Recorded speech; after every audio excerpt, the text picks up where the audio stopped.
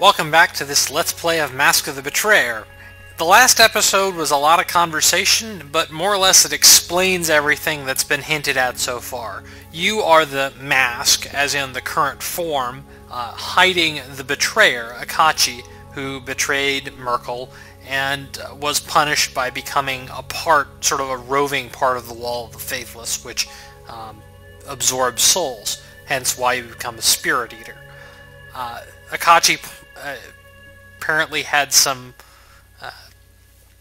allies, which we are going to have to recruit again, and Myrkul here has pointed out that we are being played by somebody else who wants us to take up the Betrayer's Crusade, and has more or less set up everything for us. They've got all the tools, they've got all the generals, they've got all the pieces. We just have to play our part. But I don't know that we really want to do that. But at this point, Myrkul points out the only way to save ourselves is to do it. So it's kind of a selfish crusade at this point. We can use wisdom to... My hound is clever, is he not? You opened the door, as Ahriman hoped, and now he follows your ally to a wretched den. You saw him in your dream of the gate, saw him for the priest he once was, who served me at his brother's side, and turned against me at his brother's whim.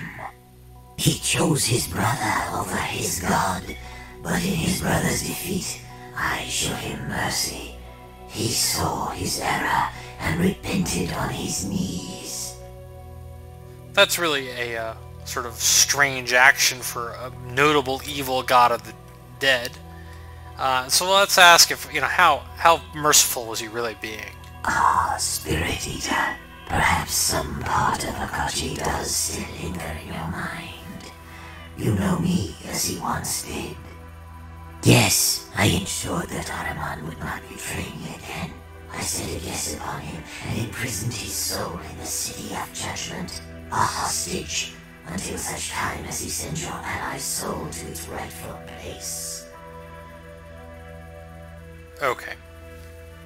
But, at any rate, that's the conversation we're going to have with Myrkul, and now we're going to use Eternal Rest on him, because essentially this is the only satisfactory end to this conversation as far as I'm concerned. Judgment has been too long delayed. Myrkul's time on the plains is done. It is not yours to dispense judgment, Spirit Eater. The hunger of the wall holds no sway over gods.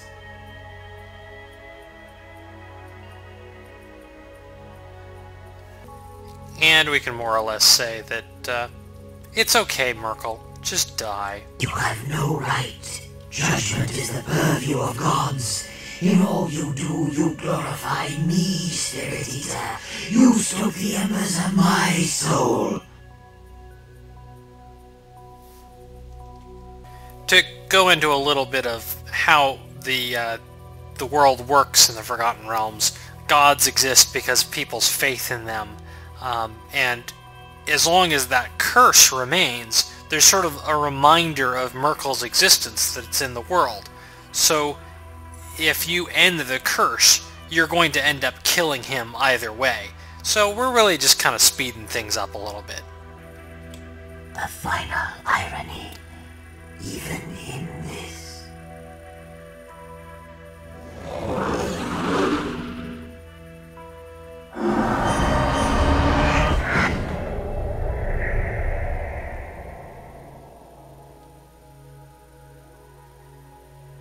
And so, Myrkul at last lies dead. Prepare yourself, as his servants yet live, and they will not be pleased by what you have done. Okay, now that that's done, we're going to have to fight all these guys, Sarduris and his Knights of the Undying Dragon. They are, unfortunately, not going to be all that simple. Well, who knows? I think that we'll have to see how well the... yeah, it looks like we managed to blind a couple of them with that. Sarduris, on the other hand, succeeded in resisting that.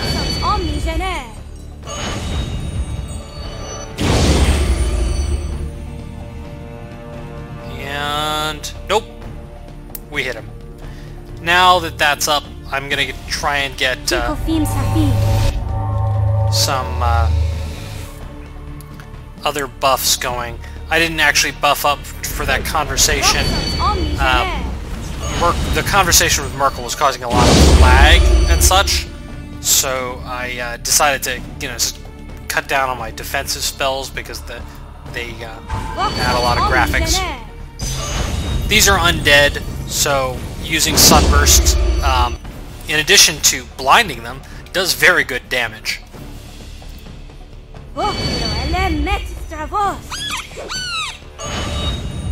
Well, maybe we'll work on this fiendish dire rat, but, hey.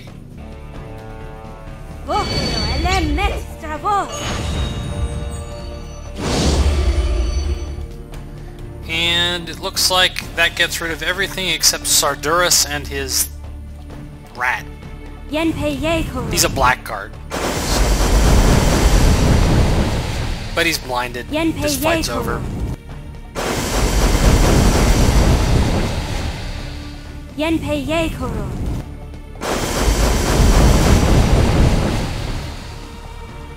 Well, that was fun.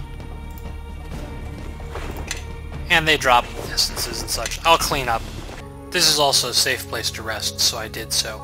The only item other than just routine essences that the blackguards there dropped was this Dia pouch, which is a lot like that rat totem we picked up earlier. It gives a bonus to the Intimidate skill, but it gives a penalty to Diplomacy, so I'm not going to carry it around. I might leave it in my inventory, but chances are I'm never going to actually attempt to intimidate anyone. I have almost no skill in it, other than what I get base on my from my charisma. This map is kind of cute, just from the standpoint of it has shows the skeleton, and I guess he has 4 arms. Well, he has 4 arms and upper arms too, and you know what I mean. Anyway, there's the other portal here that Myrkul mentioned, so let's head on through. And this is the start of Chapter 3, which is nowhere near as long as Chapter 2, sadly. And we jump in, and there are, just using tab, there are a bunch of Myrkulites over here, so yeah, it's gonna be a fight. These guys are a mix of blackguards and warlocks and a bunch of, fairly annoying enemies, but I thought I had been every corridor. Like all of them, blinding them with Sunburst is still a very effective method. Though actually one of those was a rogue type, and it's actually surprising that it worked. But it did, so. And the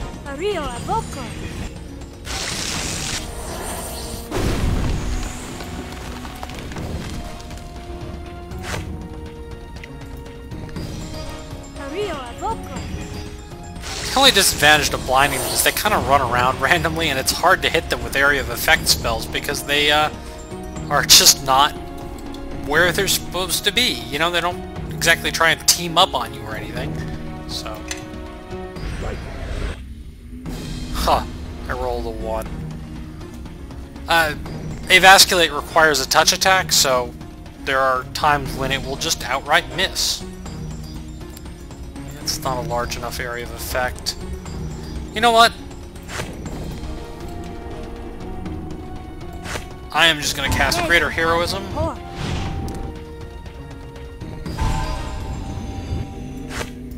Equip my sword, and do this the old-fashioned way.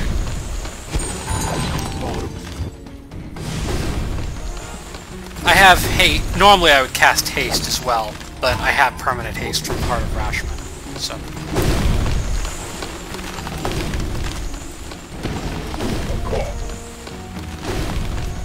As you can see, this is a sword with even just 1 enchantment on it, and even though I am certainly not an excellent fighter, it's still disgustingly powerful as far as just eating right through these guys.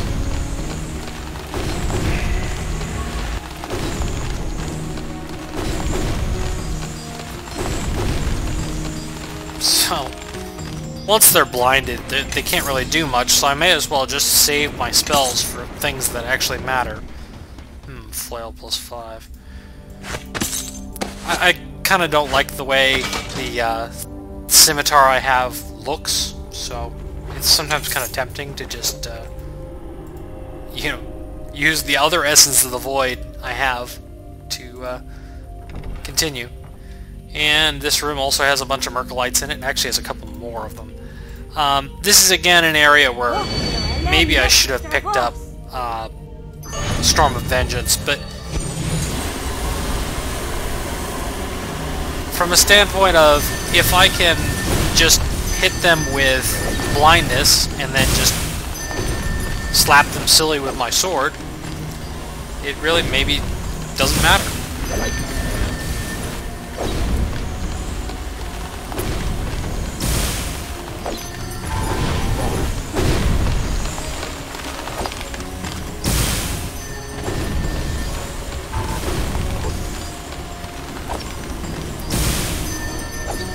One thing to note with this campaign is that the enemies don't have, even the really high-level enemies, don't have very high ACs. They really did not make a whole lot of effort in making the enemies hard to hit.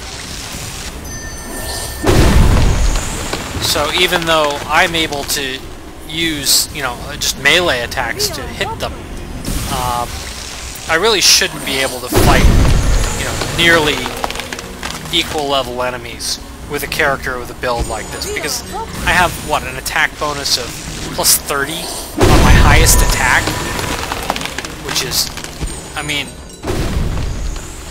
a well-built fighter will have plus 30 on their lowest attack.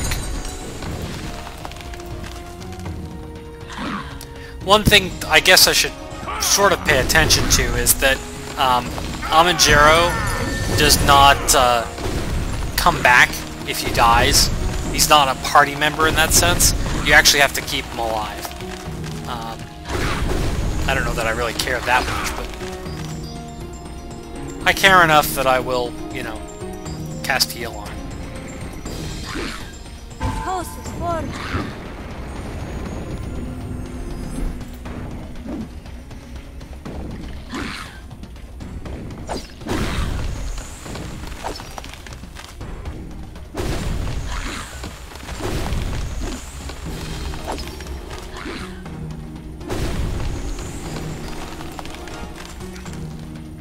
This Myrkulite, and I'm gonna just go back to my usual trick.